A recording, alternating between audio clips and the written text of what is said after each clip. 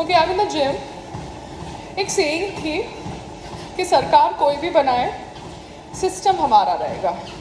System हम control कर रहे हैं, सरकार कोई भी बनाए. वो थॉट प्रोसेस के अनुसार अगर शेख हसीना की सरकार गिरती है बांग्लादेश से और किसी और की सरकार आती है, तो सरकार कोई भी बनाए, सिस्टम बांग्लादेश का ये है कि जैसे ही सरकार की उलट पुलट होगी, the majority Muslims will target the Hindus and kill them and break their temples. तो ये जो सिस्टम कंट्रोल कर रहा है बांग्लादेश के अंदर, वो कौन कंट्रोल कर रहा है? Who is controlling the system in Bangladesh? Who is controlling the system in Pakistan? जिसकी वजह से माइनॉरिटीज़ को किल किया जाता है. बिकॉज यहाँ पर भारत के अंदर the minority statistics has change. Parsi, Jains can be considered as minorities. Christian, I don't think are minority when you go in the South Belt or Goa, and Muslims are not a minority at all. They are there everywhere. Sikhs are not a minority when you go to the Punjab Belt. So the minority majority terminology which is present in India is not actually depicting lynching the way lynching we see in Bangladesh right now, public lynching. तो मैं ये जानना चाहती हूँ कि सरकार बदल रही है, मगर बांग्लादेश में सिस्टम किसका है? Who is handling the system that makes the majority Muslims, Bangladeshi Muslims, kill minority Bangladeshi Hindus? I need to understand that, and whoever is controlling that is actually controlling a lot of things. Ya got to go, bye.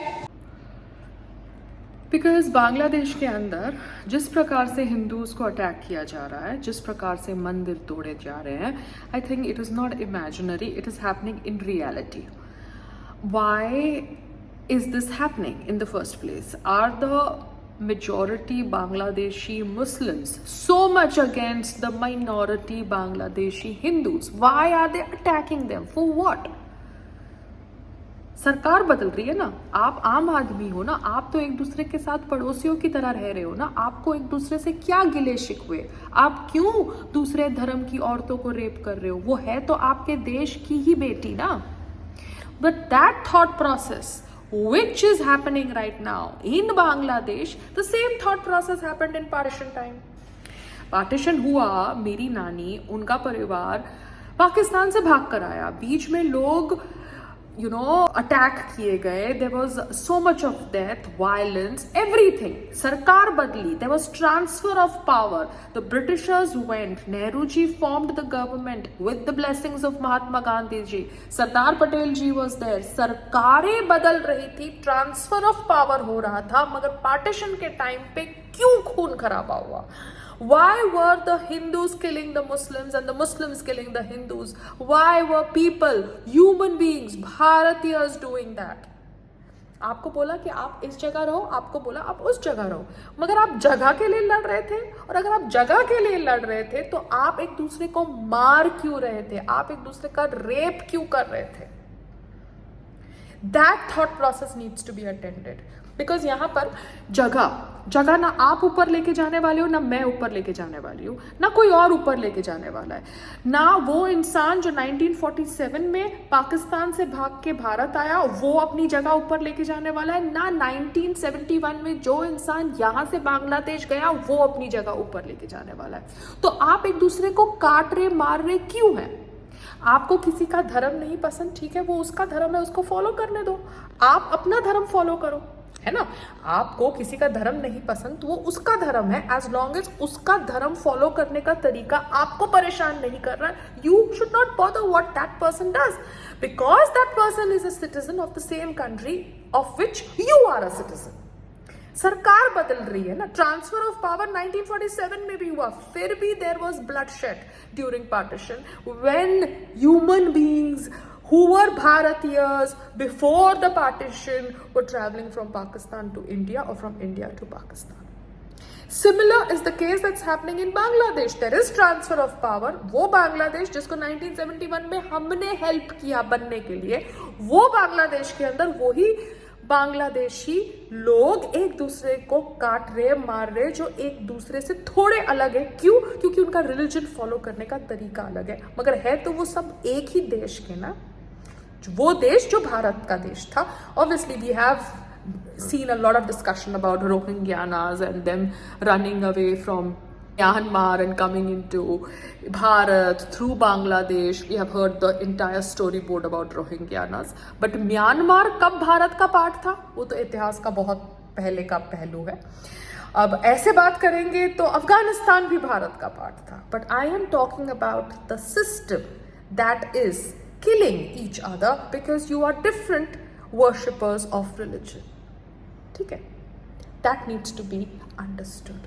Why are we doing this? Why is anybody doing this? Educated, uneducated, इसके लिए पढ़ाई लिखाई की ज़रूरत नहीं है. चाहे आप एजुकेटेड हो या अनएजुकेटेड हो, आप में इंसानियत क्यों नहीं है? चाहे आप बांग्लादेश में रह रहे हो या पाकिस्तान में रह रहे हो, आप में इंसानियत क्यों नहीं है? आज की तारीख में अगर एक अरशद नदीम जीतता है ओलंपिक्स में, तो मैं उसका पोस्ट रीपोस्ट करती हूँ. क्यों? क्योंकि मुझे अरशद नदीम से कोई गिला शिकवा नहीं है. Just because he is a Pakistani I should hate him? No. Just because he follows a different religion I should not hate him. But yes, if he says or does something which is detrimental to me and my country, I will respond to it. But Bangladesh के अंदर जो हो रहा है वो बहुत गलत है. There is a transfer of power going on, but in that transfer of power, the system is killing innocent people. Yeah? Bye. Now, I just want to ask you objectively, what else can the government really do? I mean, can it do much more legally, perhaps?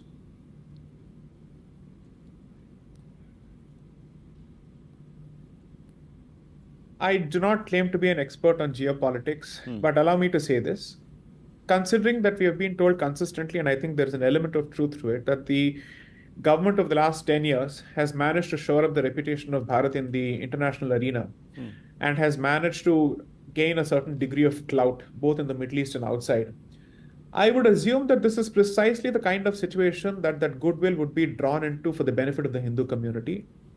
And two, ask yourself this question, and I would expect the viewers to ask this question: have we made a loud enough noise, as we should have, as far as this issue is concerned, on every possible platform, whether it's representation to the United Nations or reaching out to other communities or other countries or allies, so on and so forth? Have we displayed the same sense of seriousness that you think we should have? So, simple question is this: whether it's Ukraine or the Middle East, India is expected to take some kind of a position, and it manages to take some kind of a position. Has it reacted to the situation with the same degree of alacrity and vociferousness as it would have in other situations? I'm sorry to say, I am not able to convince myself that it has happened. I don't know how this will land on people in power, but I say this with the noblest of intentions, because at this point, this is not about pulling each other down.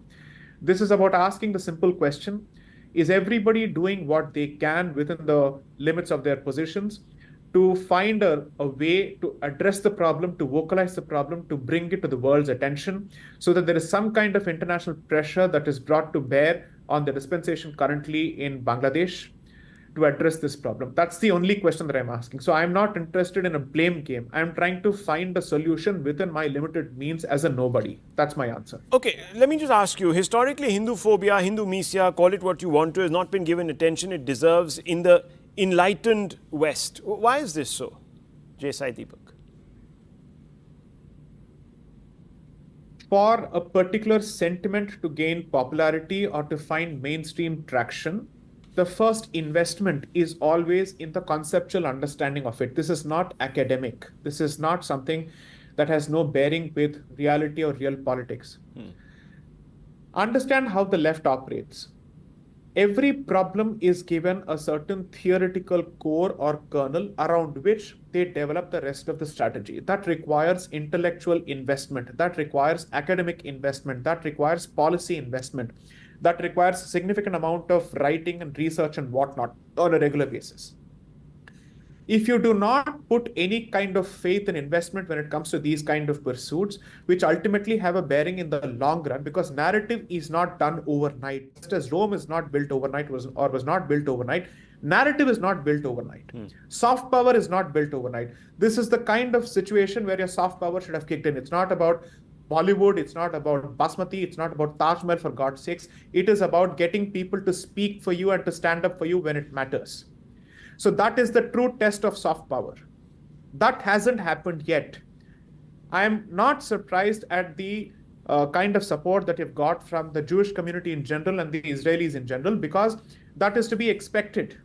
I would say that by now, the natural alliance or relationship between India and Israel on certain strategic aspects is a matter of, it's to be taken for granted. But what outside of that?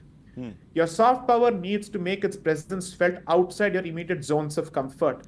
And that cannot happen unless and until there is significant research and investment on the intellectual front. Right. And that starts with education. That starts with making sure that you have institutions that are dedicated to these kind of studies. That also means that anyone who is in power values the intellectual effort, because not every effort is to be tested on the anvils of electoral gains, whether it's municipal elections or assembly elections or national elections. True. You need to think beyond that when you're looking at developing your own deep state, your own larger game. That's how deep states are established. It starts with thought investment. It starts with intellectual rigor and scholarship. Well, that That's hasn't my point. clearly happened to visible effect, or at least effect. So now I just want to ask you objectively, what else can the government really do? I mean, can it do much more legally, perhaps?